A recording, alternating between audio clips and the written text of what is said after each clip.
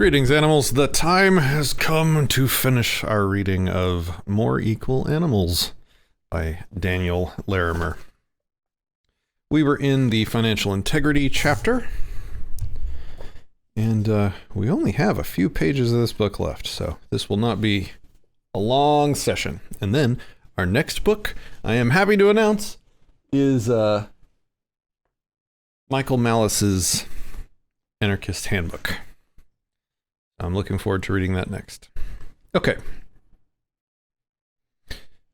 Let's start with the section in the chapter Financial Integrity called Delegated Power and Community Debt. Now that we have an understanding that you cannot borrow short-term and lend long-term, we can apply this principle to borrowed power. When we use political playoffs to elect people to positions of power, they are only lent that power for a limited time. A president in power today shouldn't be allowed to make commitments in contracts beyond their term. Following the title transfer theory of contract by utilizing smart contracts would limit the government to commitments involving assets that are owned by the government at the time of contract. If a Congress is going to borrow money, then it would have to pledge collateral from current assets. It wouldn't be able to issue a loan based upon future tax receipts because the current Congress cannot bind future Congresses. Anyone contracting with the community must agree to let the community exit from the contract without penalty. Quote, guilty conscience, or reputational harm once the community replaces its representatives. No one should be relying upon any promise of the government. A Congress shouldn't be allowed to borrow money for more than what can be paid back within a couple of years. Similarly, it shouldn't be able to sign binding leases for more than a couple of years. In effect, any debt has a clause that if it isn't paid off before the next Congress takes office is null and void, unless the new Congress actively renews the debt. Every community will be tempted to borrow money to fund public projects. Debt is covert taxation of future generations which were unable to consent to the debt. I would just call that invalid debt.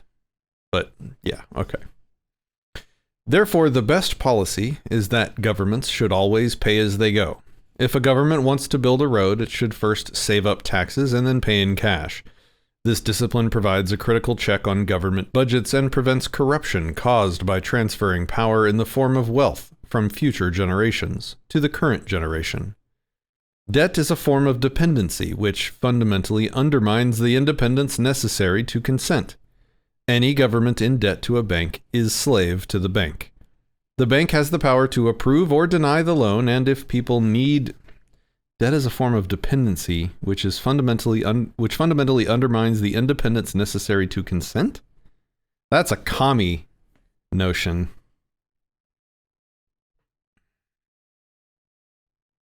Any government in debt to a bank is slave to the bank. Again, I think that's a way overstated case. Probably shouldn't use the word slave there. It implies a breach of consent. The bank has the power to approve or deny the loan, and if people, quote, need something that the loan could provide, then they have already failed in maintaining their independence.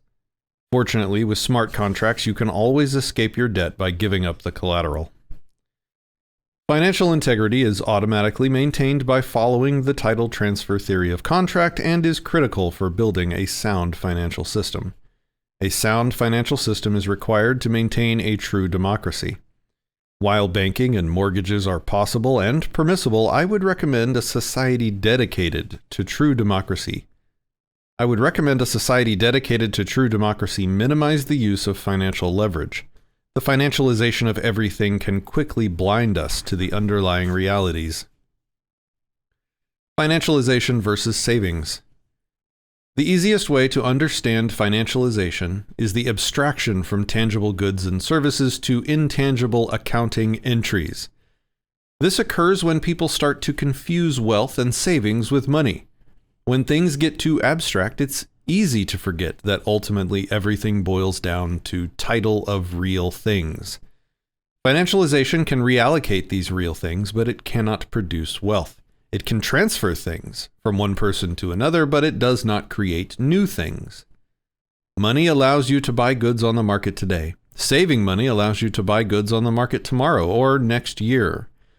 The assumption baked into saving money is that there will be more goods and services tomorrow than there are today. What happens if war, famine, or natural disasters destroy the productive capacity of a society? How much food, shelter, and clothing can your money savings buy then? Financialization is the process of taking a functional market for granted and assuming that making and saving money is the same as making and saving real things. If no one stores commodities in bulk, then prices can be very volatile when supplies run out. Everyone in the world can have money savings, and yet everyone will die if the food supply chain is disrupted. The supply chain can get incredibly thin, and no one would notice that society is, quote, living paycheck to paycheck with respect to tangible necessities.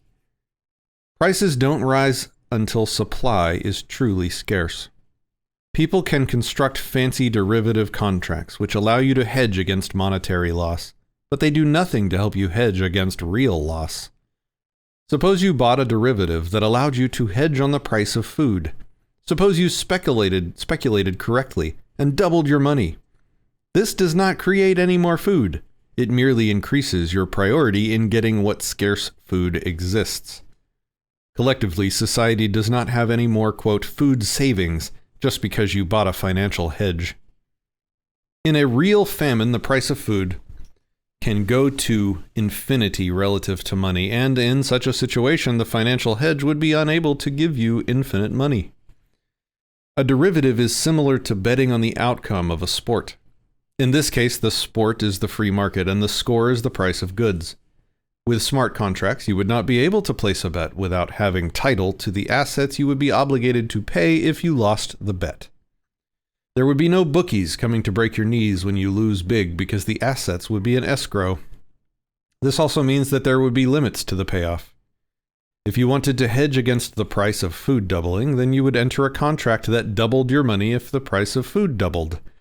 So you find someone that thinks food will fall in price. You each put in one gold coin and agree that if the price of food goes up 50%, then one person will get 1.5 gold coins and the other 0.5. If the price goes down 50%, then it will be the other way around. It isn't possible to use financialization to hedge against a 1,000 times increase in the price of food unless someone is willing to lock up 1,000 gold coins today in case they lost the bet. The hedge would get very expensive. Given that smart contract-based financial hedges are naturally limited, they are not the same as saving food. At a certain point, it becomes cheaper to save food than to hedge against changes in the price of food. When the food supply chain is disrupted and prices go up 1,000 times, you have food to eat, and if you are savvy, food to sell. The incentive to save food is tied to the profits earned from capital gains minus the carrying cost of storing decaying food. If a society implements price gouging laws, then the incentive to save food for other people disappears and the ultimate famine is more severe. Consequences of consumptive debt. When a government borrows money, the result is a reallocation of non-money resources. If the government consumes the non-money resources, then the value of money falls. Prices of goods rise as there are fewer real goods and the same amount of money circulating. The increased consumption means fewer resources are available to save or to use to increase production. If there were no interest on the loan, then when the money was repaid, the lender would have less purchasing power than when he started. It would have been wiser for the lender to save the money and not loan it out. Since the government embodies the peace treaty and the peace treaty establishes property rights, one must ask, why does a government need to borrow when it could reallocate property today by other means, assuming those means were established in the peace treaty? Why should it pay interest to lenders? Everything, all the tangible property and services a government needs to accomplish its goals can be achieved via taxing and spending today, unless the government's goals require hiding the real cost of government programs from the people. If the government must hide the true costs via monetary debasement and debt, then are the people really consenting? Of course not. If the people are being deceived, then can the government be considered a legitimate democracy? Of course not. Such a thing has never existed. This is the danger of financialization. That was me talking, sorry. This is the danger of financialization. It hides the true costs and makes society more fragile. It is the equivalent of stealing bricks from the foundation to build a taller building. Do we want to build our society like a Jenga tower? This wouldn't be so bad if the risks were taken with full knowledge, taxing today, but layers of abstraction and failure to follow the discipline of smart contracts hide the problem. Interest rates signal the relative value of the goods money can buy today versus the expected goods money can buy tomorrow, next year, or 10 years from now. In a growing economy with a fixed money supply, the number of goods money can buy next year is greater than the number of goods it can buy today. Simply holding money in such an environment pays a positive rate of return. Anyone borrowing money at 0% in a wealth-producing economy must deploy the capital in a manner that produces value at a faster rate than the economy is growing. Imagine you borrowed $1 million and purchased a basket of commodities. A year later, the supply of commodities has grown relative to the supply of money. This means that if you were to sell your commodities, you would be unable to repay the loan.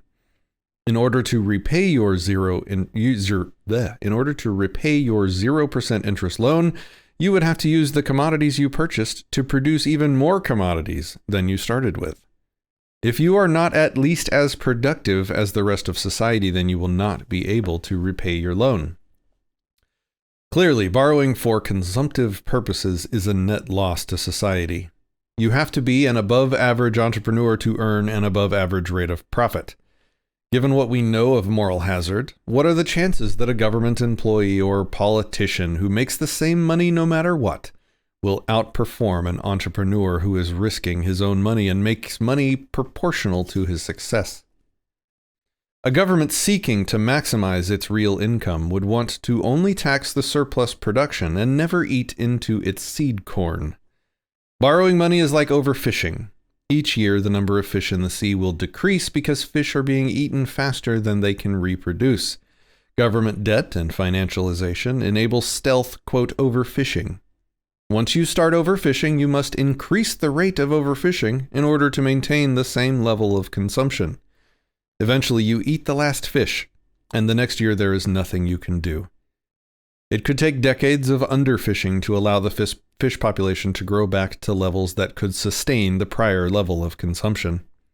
The greater the underfishing, the faster the recovery. While I have focused on government debt, the same applies to personal debts. Fortunately, smart contracts limit all enforceable debt to collateralized debt, which means that the debt is an alternative to selling something of higher value. You shouldn't have to sell your whole house just because you need some money to buy a new car. All credit cards would have to be collateralized by real assets, which means that all people would have a positive net worth at all times, excluding those with criminal liabilities from violating the peace treaty. Financial integrity is a critical component of any peace treaty, and no wise individual should consent to a democracy that didn't enforce these principles. Without consent, you don't have a true democracy. All right, we have about 20 pages left in the book, and I have very few notes for this part. So this is probably just going to be mostly reading. Which means I probably don't disagree with most of it. Intellectual monopoly is the next chapter. A true democracy is founded on a peace treaty that has property rights as its foundation. We must agree on who owns what and how it is transferred among us. Intellectual property is a class of virtual property that includes copyright, trademarks, patents, and trade secrets. The question we must consider is how should intellectual property be defined, allocated, and made transferable, and for how long?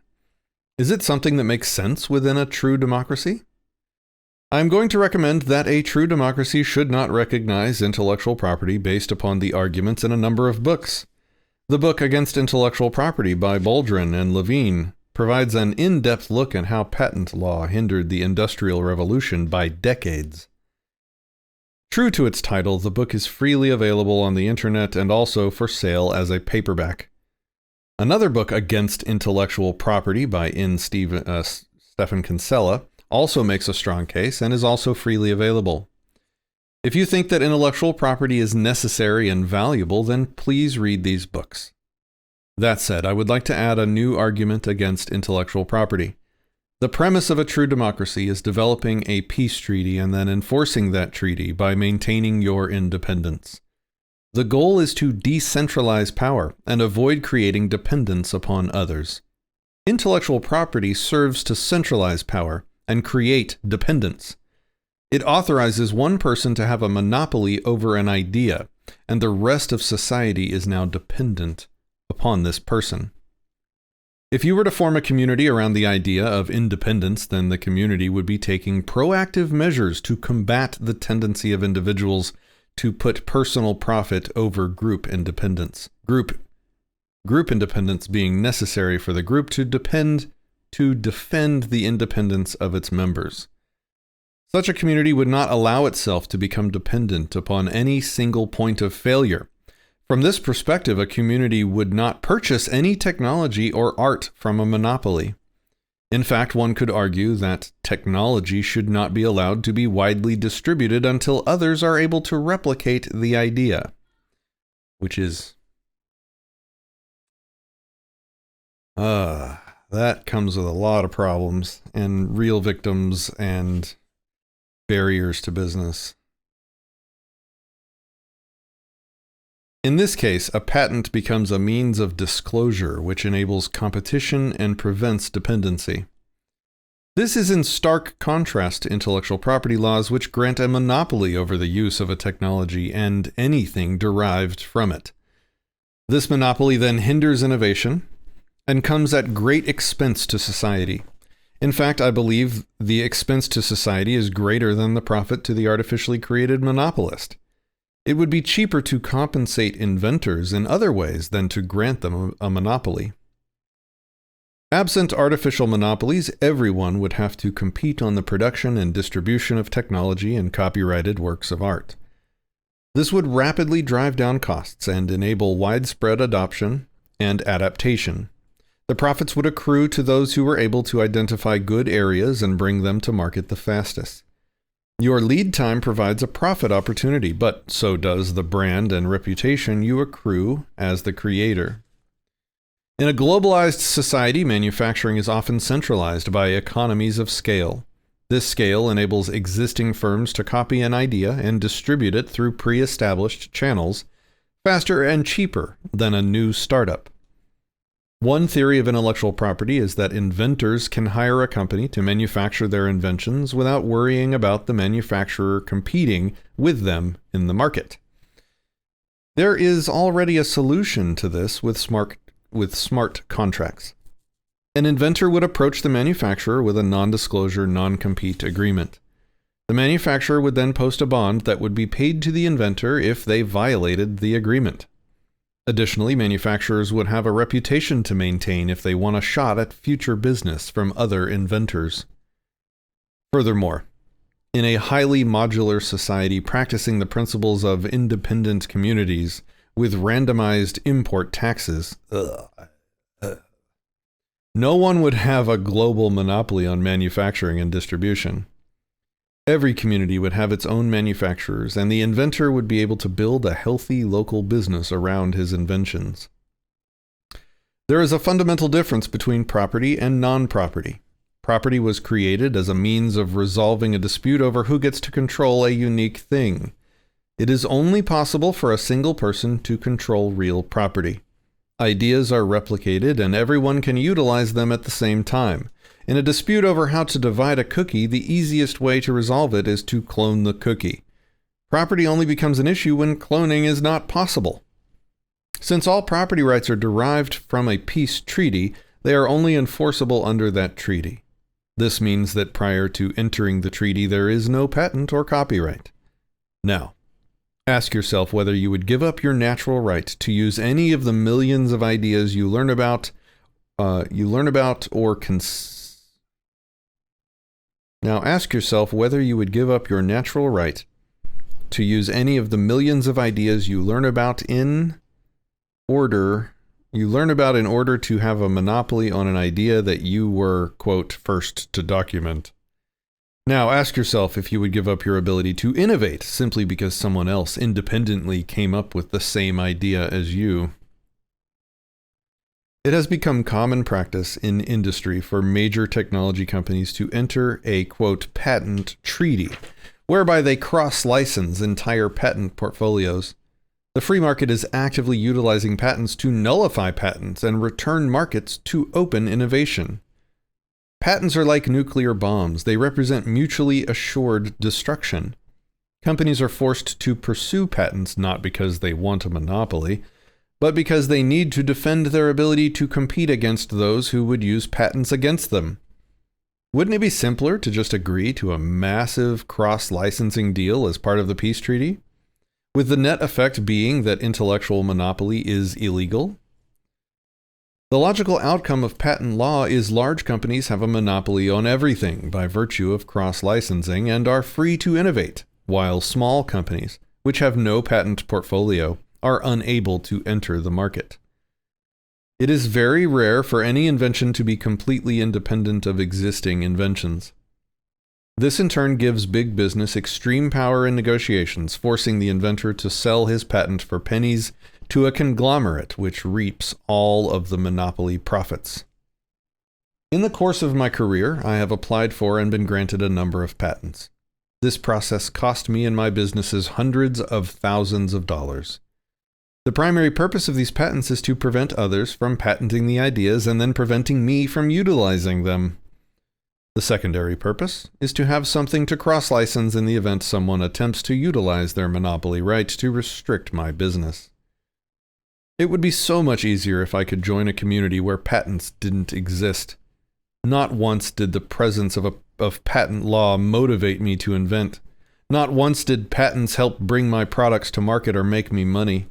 If anything, the process of applying for patents has delayed and hindered my ability to innovate. More often than not, in the process of trying to solve a problem, I would independently invent something other people had already come up with.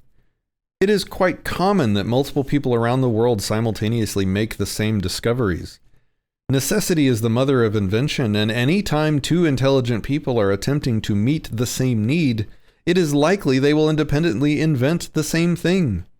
Many times an inventor in one area will be completely blind to the application of his invention to dozens of other areas. Should we grant someone a monopoly over an idea when they didn't even discover or realize all of its applications? How should we resolve disputes when an idea was independently invented? In the course of writing this book, the presence of copyright has greatly hindered my ability to use off-the-shelf photos, drawings, etc. These drawings add to the feel of the book, and even if they were not my creation, would not negate the value of my contribution. To avoid copyright, I have turned to friends to contribute original works and utilized some free libraries. These original works, while valuable in their own right, represent unnecessary creative effort in a world where it is easy to borrow from a vast library of suitable works. I am incredibly grateful for my artistic friends and their contributions to this work. My approach to copyright patents and the like is to offer a peace treaty. Anyone who abandons their right to intellectual property may utilize my intellectual property, but anyone who enforces their intellectual property on me or others will be denied right to my intellectual property. This is similar to the general public license used by open source developers. GPL attempts to utilize copyright to keep software free and open to modification. Anyone can create a derivative of a GPL work so long as the derivative itself is licensed under the GPL. No one can utilize GPL code in any software that is not GPL, nor restrict the use of the software by patents. Bottom line, intellectual property is something that companies have to work around, and the free market is actively looking for ways to negate it. Copyright on music and movies is something that a large percentage of the population chooses to ignore. The idea of true democracy is to return power to the people, but copyright and patents centralize power and breed dependence. I'm sure that some of you, having not yet read Against Intellectual Monopoly, may still have some lingering doubts about what the world would look like without intellectual property. There are unlimited alternatives to incentivizing innovation and creative endeavors. We should look beyond the tyranny of the status quo if we want to get better outcomes than we have today. Okay. Here we go. Next chapter, Transforming Society. By this point, I hope you have come to understand that the status quo is broken at a fundamental level which cannot be fixed by doing the same thing we have always done, voting for the lesser of two evils. Fixing what is broken will not be easy and requires a commitment of time, money, and effort over decades or generations. If we are going to succeed, we need to know deep down what we hope to gain and what it will cost.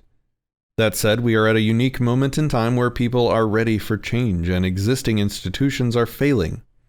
If we act now with great effort and a little luck, we have an opportunity to create more real change than at any time since the war between the states or the American Revolution. Like they say, never let a good crisis go to waste. Why should anyone spend time and money pursuing a fundamental change to how society is governed? How can we affect change when the majority of people don't even know or care how the existing Constitution is structured? If people won't learn about how the government is, quote, supposed to work today, how can we expect them to invest time learning a theoretically better way? Good governance is an emergent property of the people. It comes about by educating one individual at a time and developing deep convictions about what properties and principles make a legitimate government. It takes courage to stand up against the majority and declare that the emperor has no clothes. We can stand around and hope that the system will get better, but how has that worked out for us? If we truly want change, then it is up to each and every one of us to stand up and do something. If we do nothing, then history will repeat itself with the ongoing rise and fall of civilizations. The Roman Empire collapsed into the Dark Ages, where everyone became poorer. It took centuries for the people to regain some of the technologies available to the Romans before the fall. There are indications that there was once a great global civilization that built the pyramids with technologies that we no longer have access to. Do we want a better future for our children, grandchildren, and great-great-grandchildren, or do we want to set them up for a new dark ages? The ongoing corruption will consume the resources of the nation until social unrest burns everything down. The people in their desperation will look to a strong leader to save them, and this leader will be the ultimate politician, ultimate liar, ultimate panderer, and ultimate totalitarian. Things will devolve under such a leader until further economic ruin undermines the ability to maintain control, and territories split off in various secession movements. We are at a critical time in history, when the institutions that have held power for generations are failing. It is during these times that the people have an opportunity, and need, to declare their independence, and to institute new governments laying its foundation on such principles and organizing its power in such form as to them shall seem most likely to affect their safety and happiness. I don't think we need new governments using the traditional, I guess he's he means consensual government. I know. Shut up, Patrick. If we do not rapidly disseminate the principles of true democracy, then the people are likely to establish a new system with the same fundamental flaws that have led to the failure and bankruptcy of the Western world. The good news is that we don't have to wait for Rome to burn or for existing political parties to yield control. There is a process by which, quote, we the people can institute a new government right now, today, and without starting a bloody civil war. You see, a political party is nothing more than a parallel government with the aim of taking control of the constitutional government. Furthermore, a political party can form with the intention of taking control of other political parties. Political parties can implement any internal government structures they want, which means that a new party can be governed by the same process it aims to implement when it gets its people in power. The challenge of growing a successful political party is to build consensus. Fortunately, this book outlines the principles of building a strong democratic consensus. The vast majority of the population is unsatisfied with the major parties and feels trapped. At no time in recent history have the dinos and rhinos been weaker, and at no time in recent history has the corruption of both major parties been more visible. If there is anything people agree on, it is that the system is broken. It is time to start a new party. This new party isn't a, quote, third party. It is a, quote, unity party, a, quote, American party. This party would stand on a single plank, the institution of a true democracy and restoration of the country to rule of the people, by the people and for the people. Other third parties were unable to build a coalition because they ran on divisive platforms which could only ever appeal to a small minority. They aimed to usurp the power of government to pursue their own agenda rather than the agenda of the people. The people does not have an agenda. It is a collective. The American Party can unite us all under the principles of a true democracy. These principles include, number 1, the right of secession. Number 2, respecting the rules of relative power. 3, low coupling and strong encapsulation. 4, the political playoff process. It's 4 o'clock. Good job. You can keep using my laptop. Shut the door, please. Thank you. Number 4.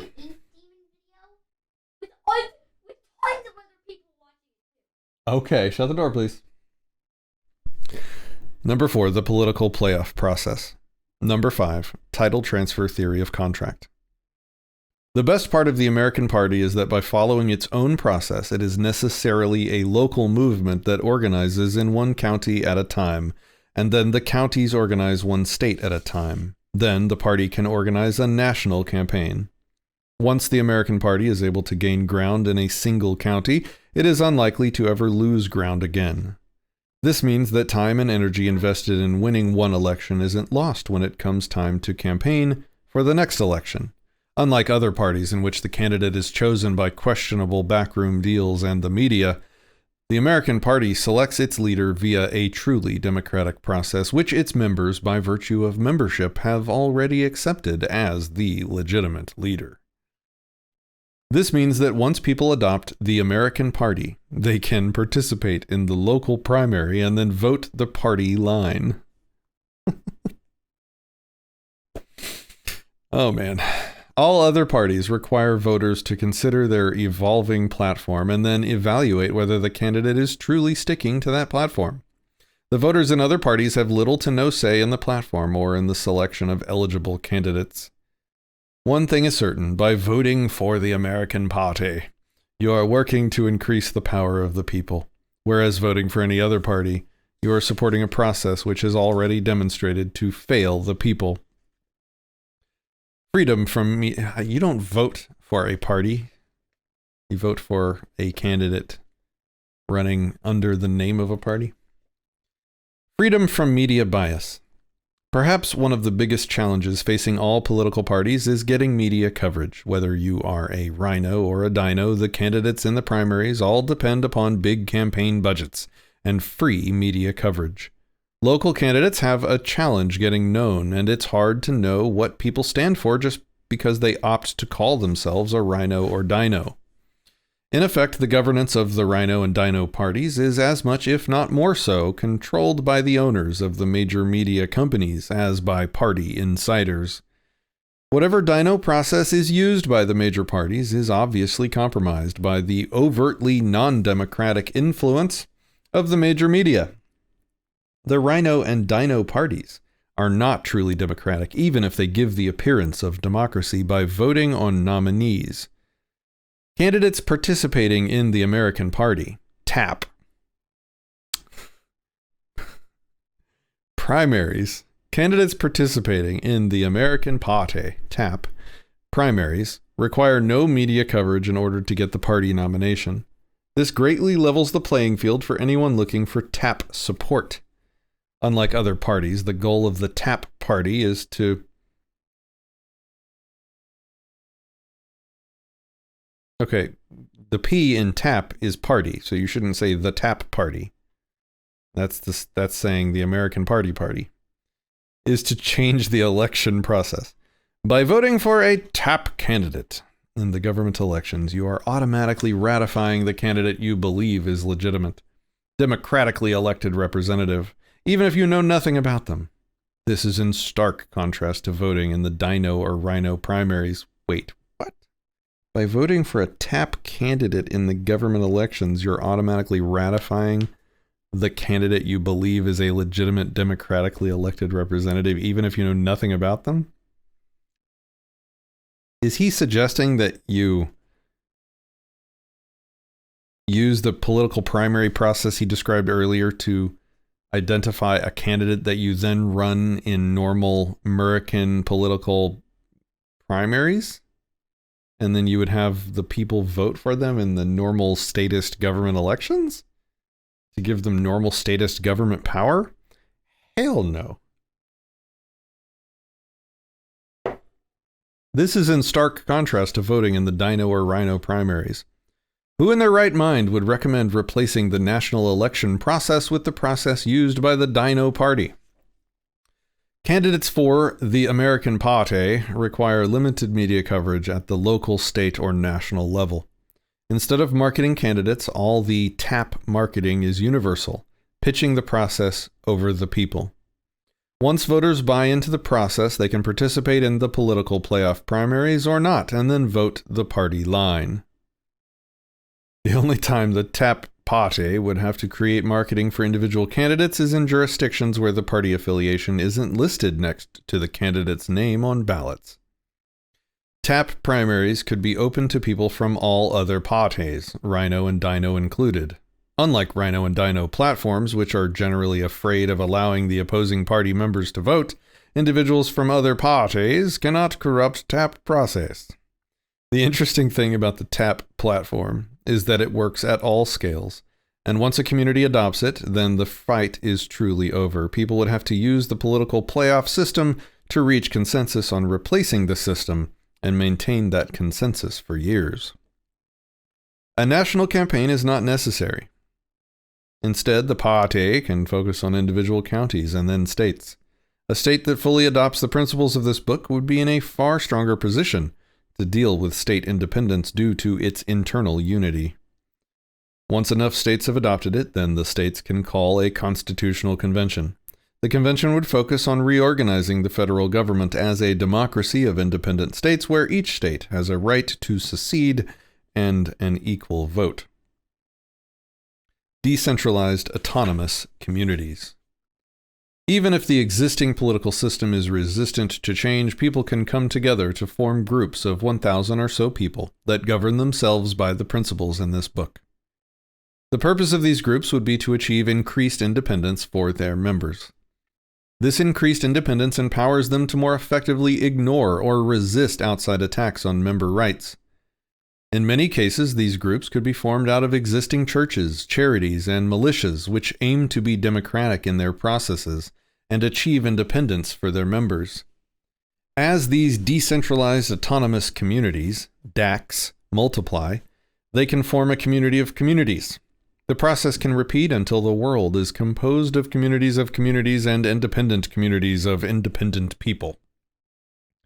The Amish represent an interesting case study in the formation and growth of autonomous communities.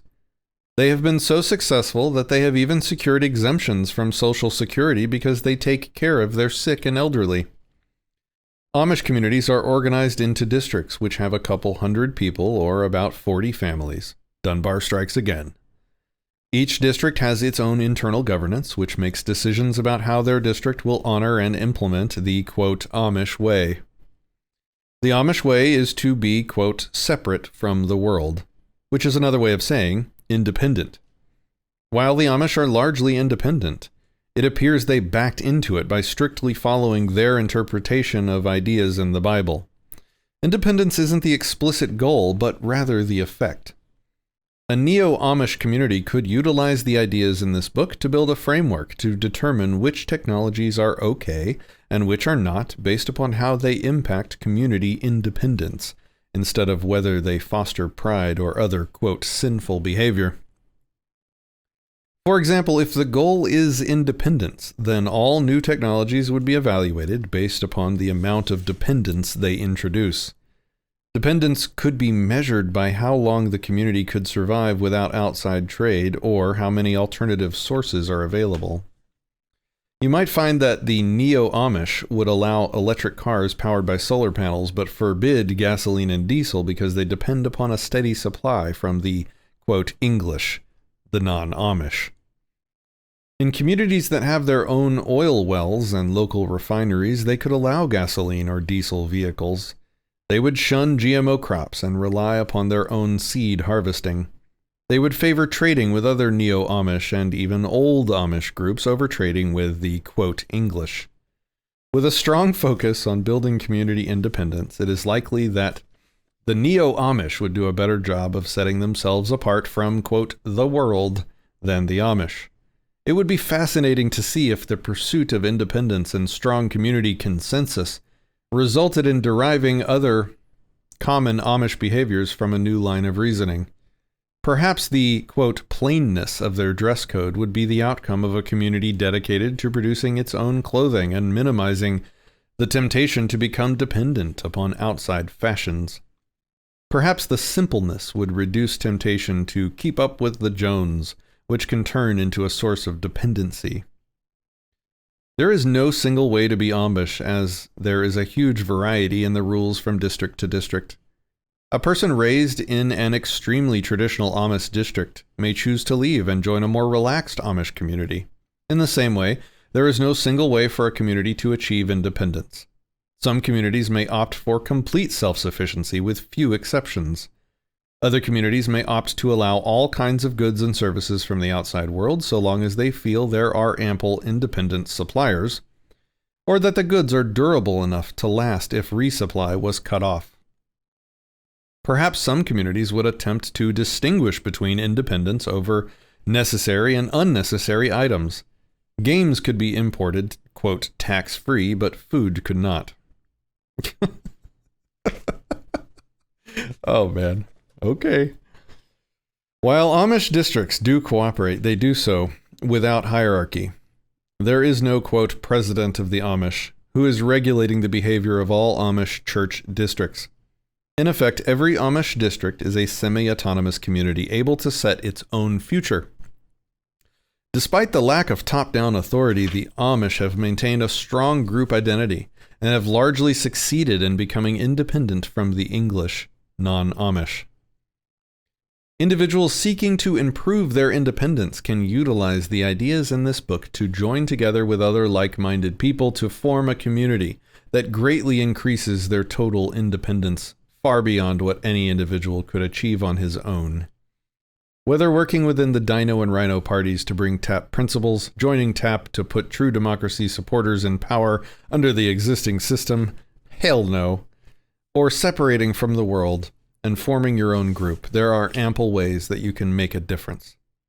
Imagine what would happen if everyone who reads this book bought a copy for everyone they know. If only 1 in 5 actually read the book, then it wouldn't take long to organize enough people to make a difference. All of the revenue generated from the sale of this book will be spent promoting the ideas in the book. So, even if no one you give the book to reads it, you are still supporting the cause and helping spread the word. Pay it forward and give the gift of true democracy to those in your life and all future generations. Remember, low-tech solutions provide greater independence than high-tech solutions. When you buy a book on Kindle, it may be more convenient, but Amazon can take it down at any time, even after you bought it. When you buy a physical copy of a book, it lasts a lot longer and is much more difficult to censor once widely distributed. Okay, I think this is the last chapter. Yep. Transforming yourself. The ideas in this book are largely focused upon how a group of people can come together and reach a democratic consensus. But that doesn't mean that there is nothing you can do on your own to increase your contribution to a truly democratic society. A strong democracy depends upon strong individuals. If a society allows the individuals to get weak, due to leaning on social safety nets and other forms of dependence, then society will become weak and eventually collapse. With this in mind, each and every one of us has a responsibility to ensure that our families are as strong and independent as possible. Only strongly independent people can protect their rights and the rights of their neighbors. Yeah, that was well said. Only strongly independent people can hold a government in check and negotiate a fair peace treaty. The goal of transforming yourself is to maximize your personal jungle power, and that means maximizing your health and wealth while minimizing your dependencies. You are an anti-fragile being, which means that training yourself to deal with volatility produces strength while stability produces weakness and death. Let's start with your health and work up to more abstract concepts. Your body depends upon daily stressors, or your muscles will get weak and your bones will lose density. Your immune system requires constant random exposure to various low-dose toxins, or it will not be fit for fighting the next major disease. I'm not sure that's true, but continuing on. Your mind needs to be challenged, or your ability to think will decline. If you never work with your hands, then your hands will be soft, and the first time you have to dig a hole, you will get blisters. I feel personally represented by that sentence. If you never get cardio exercise, then the first time you have to, quote, run for your life, you could die. If some people have physically demanding jobs, therefore they don't require going to the gym. Some people have physically demanding jobs, therefore they don't require going to the gym. Others have mentally demanding jobs, therefore they don't need artificial mental challenges. Everyone has some area in their life that they have let atrophy. This atrophy represents a dependence upon others, which should be dealt with so that you maintain your ability to consent, fight, or walk away from whatever social or societal situation you find yourself in. I think that was well said. Your body is your own personal, quote, community of cells, and you are the elected representative for all the cells that depend on you for their independence. It is your responsibility to build up the strength of your cells, make them more independent, so that they, in turn, can support you. Start intermittent fasting. Our bodies are designed to go much longer without food than we have become accustomed to. Hunger is largely a trained habit created over time as your body learns to anticipate your eating schedule. Intermittent fasting trains your body to derive energy from fat, to be more efficient and to break down and recycle damaged cells. Sometimes failure to break down damaged cells can lead to cancer and other toxic buildups. You can get tremendous benefit by randomly skipping meals and then gradually building up to randomly going for a day or a weekend without food. In doing so, you gain experience with how your body deals with hunger, and this gives you freedom. The next time life throws you a curveball and you are forced to miss a meal or two, you will no longer panic. Start eating local foods. The next step is to buy from local farmers and farmers markets. This will generally provide you with much healthier food and also financially supports your local supply chain. Eating local may cost more, but ensures that you and your community have necessary redundancy to the long supply chains that stock your supermarket. Another benefit of eating local foods is seasonality. By varying your diet with the seasons, you automatically introduce variety and ensure your body doesn't become dependent upon any single type of food. In nature, it is unusual to have access to the same fruits and vegetables all year. It is even unusual to have access to the same quantity of food. By choosing to eat local foods, you will naturally enhance your resiliency and get well adapted to a life free from dependence on foreign foods. If you can't grow it or make it in your kitchen, then chances are you don't need it. You don't need to or want to eat it. Not only are these highly processed chemical foods likely bad for you, they make you dependent upon a vast supply chain. Use real money. When you depend upon fiat currency issued by world empires, you empower those who would enslave you. When I started my mission to create free market solutions for securing life, liberty, and property, I knew that money was the key. As long as we create demand for Federal Reserve notes, we are empowering those who would deny us true democracy or true democratic autonomy. They can print unlimited, quote, money from nothing and use it to buy up the media, the tech companies, and all other means of production. We give them this power by depending on their money. I'm not sure I would say give them the power. Gold and silver are the most decentralized forms of money. Because when they are in your possession, they are not simultaneously someone else's liability. Even if you can't find other people to trade gold and silver for goods and services, you can still use real money for savings. Cryptocurrencies like Bitcoin and EOS are alternative forms of community currency. These currencies have fixed rules enforced by global communities. Like gold and silver, there is true scarcity. No. Digital scarcity, a mathematical scarcity, is not true scarcity. If he hadn't said true scarcity, I would have agreed with him. But it is not true scarcity when it's just code running. Like, there's nothing scarce about that. You can just copy-paste any pattern of data. There is no scarcity in cryptocurrency. It is not property. It is intellectual property, which is subject to all the objections he gave earlier. Anyway, pedantic quibble about true scarcity. Moving on. Like gold and silver, there is true scarcity, but unlike gold and silver, you can transfer them anywhere in the world in minutes. Perhaps even more interestingly, you can, quote, store them in your brain by memorizing a key. The value of Bitcoin and EOS is based upon their community's demand.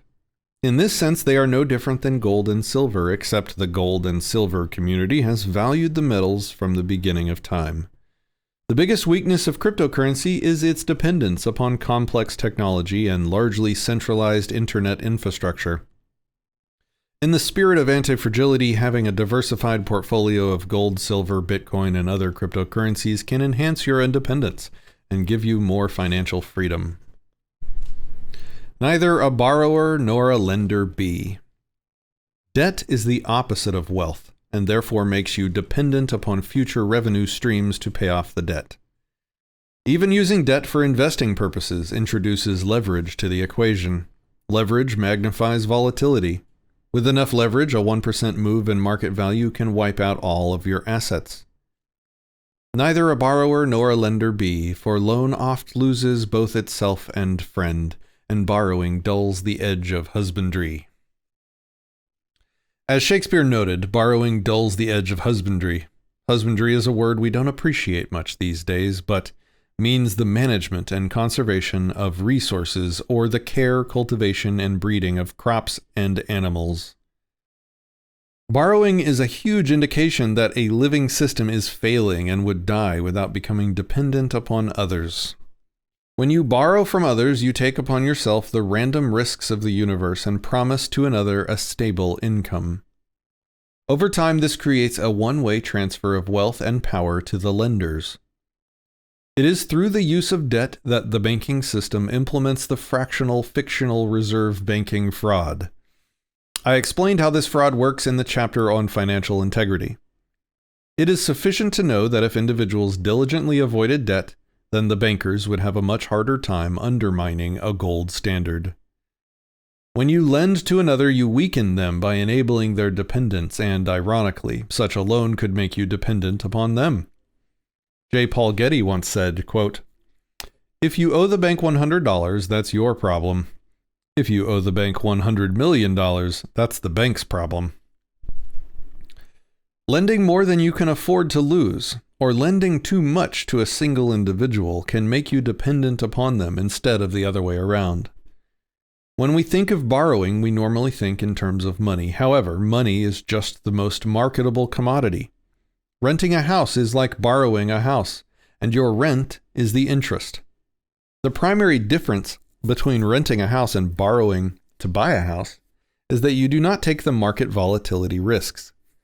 The landlord owns an asset and is never at risk of insolvency, assuming the landlord hasn't borrowed money to buy the house. In the spirit of avoiding debt, renters shouldn't rent anything for a period of time beyond which they can pay up front. If you are renting a house for $2,000 per month on a 1-year lease, then you should have $24,000 cash set aside. To do otherwise is to take on a debt and make you dependent upon future cash flows. If you only have $2,000, then you should rent month to month until you can get enough savings. This is derived from the principles of smart contracts. Oh boy. Even if you follow this rule, renting a house is still a sign that you may not be independent. If you would be homeless at the end of the lease, then you are still in debt to life. You would greatly increase your independence and therefore your ability to contribute to a true democracy by renting in the most modest abode possible until you can own the most modest abode outright. Get off grid. Producing your own heat, electricity, and water is another way to gain independence. We have come to depend upon electricity to support our whole existence. Its availability has been taken for granted. Without electricity, most of us could not do our jobs. Our houses could freeze and our pipes burst. We couldn't pump water or sewage. We couldn't ventilate or cool our houses. We can't even access our money or communicate with our friends. Our entire world is dependent upon affordable and reliable electricity. If you were to design your life for independence, then you would want to periodically cut off your access to the power grid for days, months, or years. If you don't test living without the grid, then you could end up building stealth dependencies into the foundation of your life. Producing and/or storing electricity is not cheap, so the initial focus should be on minimizing your reliance upon electricity in the first place. For example, insulating your house can reduce the need to produce and store electricity. On the other hand, electricity is general purpose, while insulation only helps with comfort in summer and winter. Producing your own power is like investing in an income-producing asset, except that you are not taxed on this income. I tell everyone I know that a dollar saved is $2 earned. If you have a $200 electric bill, then you must earn $400 before taxes in order to pay that power bill. If you invest in solar panels, able to produce $200 worth of power, they are really providing you $400 worth of value. If you spend $30,000 to install a 10 kilowatt solar panel system and it offsets a $250 power bill, then typical experts claim that it is yielding 10% and will pay for itself in 10 years. However, if you pay income taxes of 50%, then you must earn $500 per month. This means the solar panels will pay for themselves in 5 years and will operate for 20 plus years. This represents a 20% rate of return for an investment with minimal risk. Over the course of 20 years, the price of electricity as measured in dollars will probably double or more. Not only that, but if you ever have to sell, then you can easily recover the investment. Most buyers focus on monthly cash flow, so if a house saves $250 per month on electricity, they can afford to pay $250 more in rent or, God forbid, a mortgage. Most people who buy solar panels utilize grid interactive systems and implement net metering. This approach frees you from power bills, but does not free you from dependence upon the power grid. This is because you have only invested in energy production, not energy storage. Energy storage is expensive, but getting cheaper every year. The energy storage system for a 10 kilowatt house can easily cost twice as much as the energy production system, so to get quote, off-grid in a 10 kilowatt house could cost $100,000. Unfortunately, the investment in off-grid doesn't provide a return other than the value of independence. The cash rate of return on an off-grid system would take about 20 years to return your money, at which point much of the system is likely to need replaced. It seems logical that, quote, in the long run, the cost of being off-grid should be similar to the cost of being on-grid. If it were cheaper to go off-grid, then the power companies would have to lower their prices, or everyone would be doing it. One way to minimize the cost of going off-grid is to minimize your storage demands by only using power when the sun is shining and having a small battery to power lights at night. Once you produce your own power, then you can power your own well. If you pump into a large pressure tank during the day, then you don't need to use the well at night. There are countless innovative ways to get off the grid. Entire books have been written on the subject. The point of this chapter is to help you realize that reducing your dependence on power generation and storage is an economically viable and potentially profitable way of increasing your independence and anti-fragility. Plant a garden. Growing all of your own food can be time-consuming, but it is the last step toward achieving near-complete independence. While growing everything you consume works for some, most people would rather allow others to specialize in food production.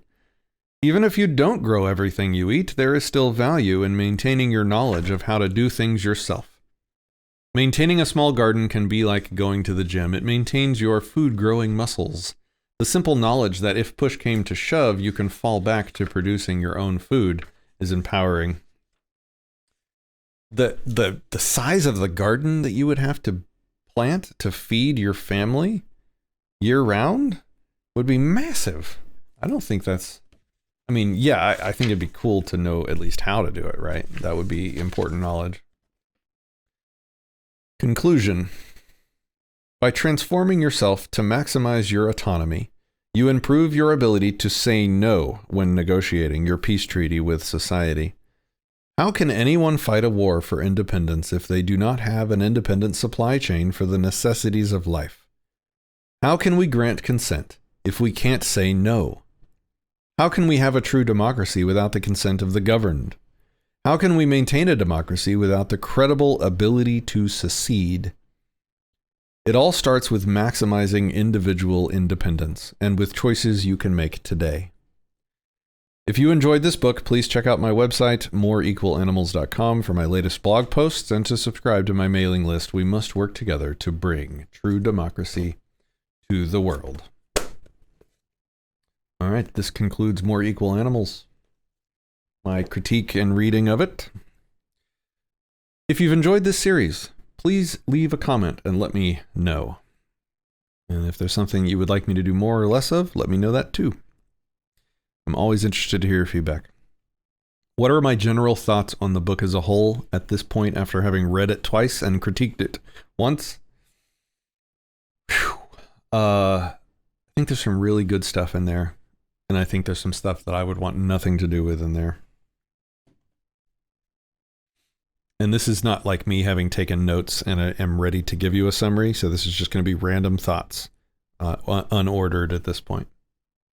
The really good stuff is the stuff talking about autonomy, how it's important to check the things that you're depending on to make sure that you're not dependent on things that can leverage control over you in ways that you wouldn't like.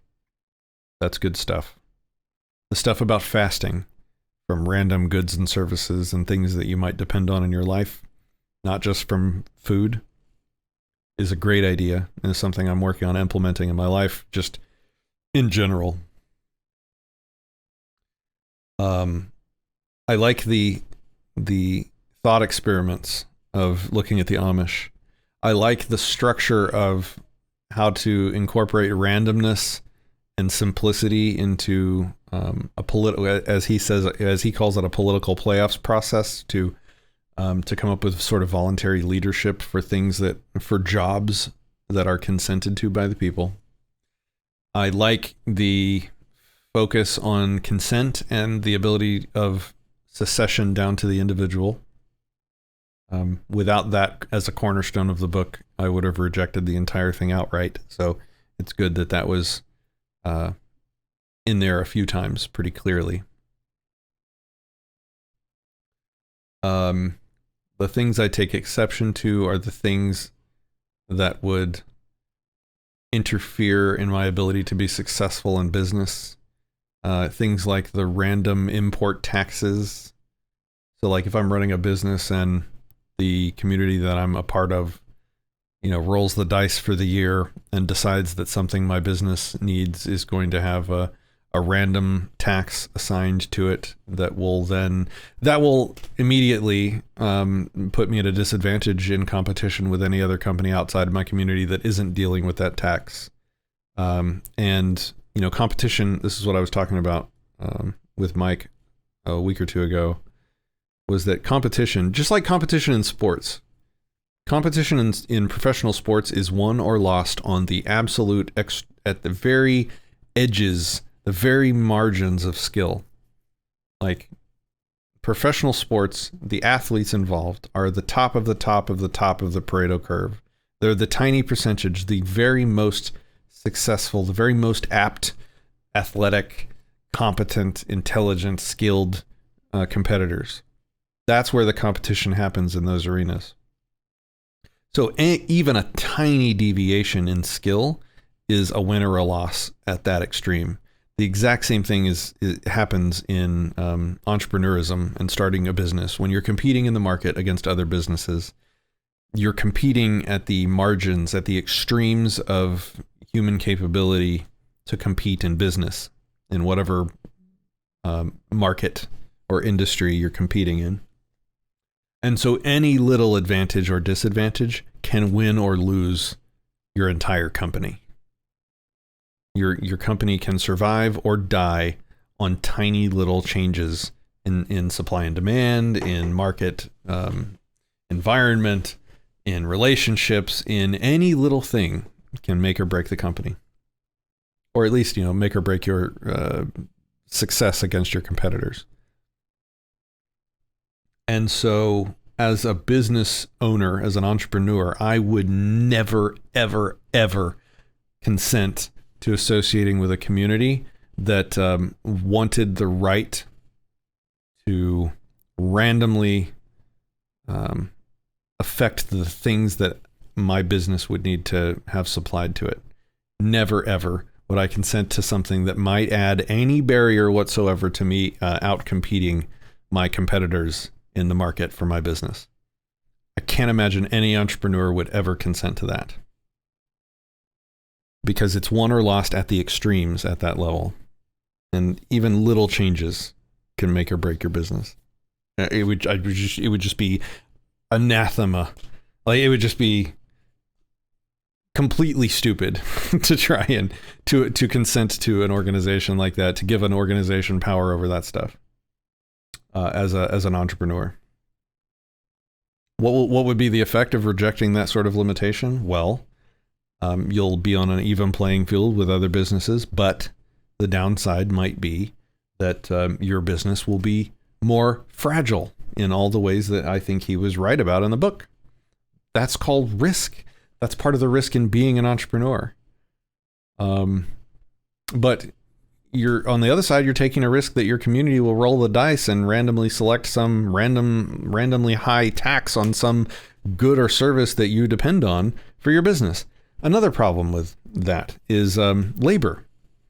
They would want to likely restrict your ability to either hire labor from outside of your community or tax that, or they would want to restrict your ability to be hired to work for a company outside the community or tax that relationship, which would hurt as an entrepreneur, it would hurt your ability to compete in the market of labor.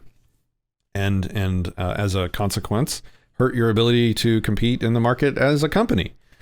If you have some kind of tax or restriction on your ability to get labor from anywhere in the world, like that's one of the coolest things, that's one of the neatest, most productivity increasing things that we're getting from modern society and the internet today, is that the labor market is globalizing, which means that I can get labor, certain types of labor to be certain, but like I can, for instance, when I need cheap development work, cheap programming, I can go anywhere in the world with people that are skilled in programming, and whoever can compete on the price of that labor can win the business and can be successful. I'm not stuck limiting. I'm not going to limit myself in a way that will put me at a potentially severe company-ending disadvantage to other competitors in the labor market. Just there's no chance for me. And that's not happening. And even just at a more personal level, like, and I've kind of said this before, so I don't want to repeat myself too much, but like, the rules of my HOA that I voluntarily agreed to when I, bought this house, and it's mostly simple stuff, like they want to have some say over the color of your house, the color of your fence, making sure your grass doesn't get too long, making sure that you don't have, you don't put ugly signs in the yard or whatever. Even that level of community control over my property and what I do with it grates on me. So I just can't even fathom agreeing to the deep integration of community restrictions on my life and property that are described in the book.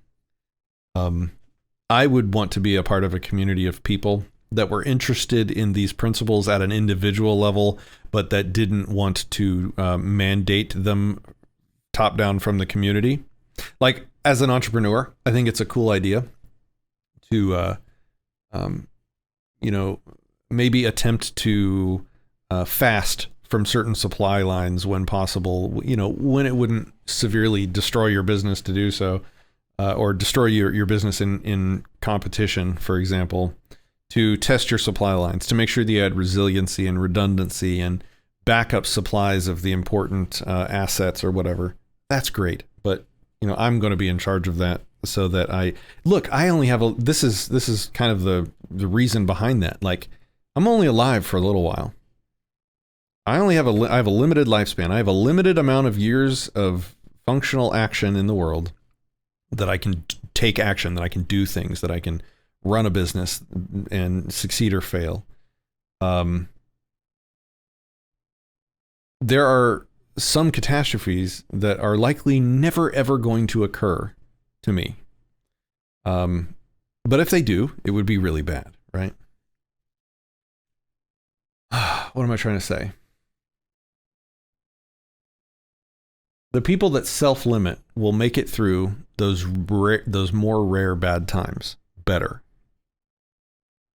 But all the rest of the time, potentially entire lifespans of time, can go by in between those. And you'll have people following this that would self-limit in those ways their entire life. I guess I'm not doing a good job of explaining my point here.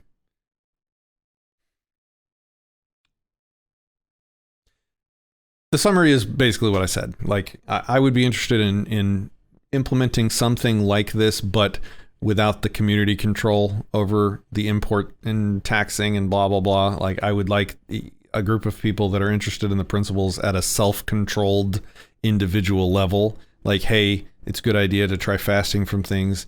Hey, it's a good idea to, to challenge yourself in these ways, but, quote, the we as a quote community, are not going to do that. I'm not interested in that. Like, that ain't me. I hope that his system plans for that. And I'd like to maybe hear his thoughts on this. Like, he's going to have people that implement this, and I hate the name True Democracy. I think that's a terrible name, but I think you're going to have people that implement this system to differing degrees. Like, you could implement a large portion of this system without the randomized import taxes, without the labor control parts, with sort of voluntary, individualized restrictions and stuff like that. Like, you could have differing degrees of implementation of these strategies, and the communities that don't implement some of the randomized import restrictions and stuff like that are going to be more successful in the short to even medium term. And it's only going to be in the super rare times when the communities that maybe implemented the full 9 yards or whatever will outperform and outcompete the rest. It's just cool seeing somebody working on this problem from a totally new perspective. I benefited a lot from reading this book. And I'm interested in knowing more and maybe even getting involved to an extent that it is allowable to be involved without incorporating, the community control and the tax stuff. Yeah, okay. So I guess that's my summary. I hope you guys have enjoyed the reading. The next book, I think we're going to start tomorrow. We'll see how it goes. Tomorrow or the next day, it'll be Michael Malice's Anarchist Handbook.